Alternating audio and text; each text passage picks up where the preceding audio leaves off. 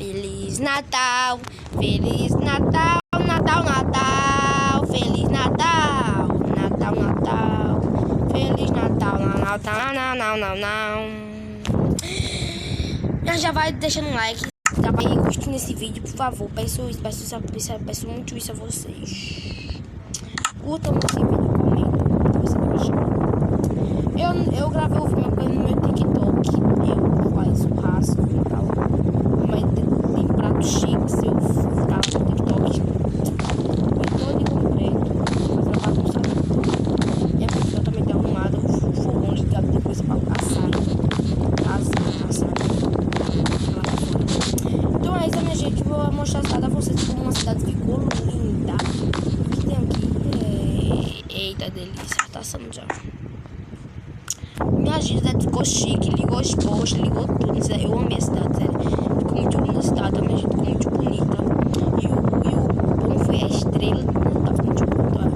Tudo ligadinho, tudo arrumadinho, né? Mas amanhã apagar tudo de novo, né, minha gente? Aqui já tá estourando, né? Amanhã já tem um risco de explodir esse negócio aqui, ó. Mas vocês me viram que eu tô estiloso hoje, né? Espera aí. Tô chique, é? Tô chique, eu já fiquei, viu? Minha gente, como hoje não tem, você sabe, né? E eu acabei tudo, fui na também, tão apressado a fazer minha casa, né? Eu fiz minha casa. E minha piscina já tá lá esperando gente, que não vai amanhecer nem tão cedo. Churrasqueira já vai ser ligada, mas só que o homem, só que vai vir um homem pra trocar ele, coloquei ela em outro lugar, coloquei ela lá fora, porque senão ela vai acabar tocando fogo na minha própria casa, né, gente? Naquele dia teve até bombeiro, sabe? Bombeiro, cadê?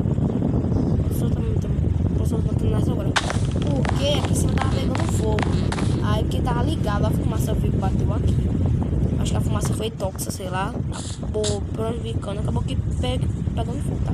Então, tchau, minha gente, foi isso, tá? E vai deixando um like para chegar logo em 1.000 inscritos. Amanhã eu gravo mais, então tchau!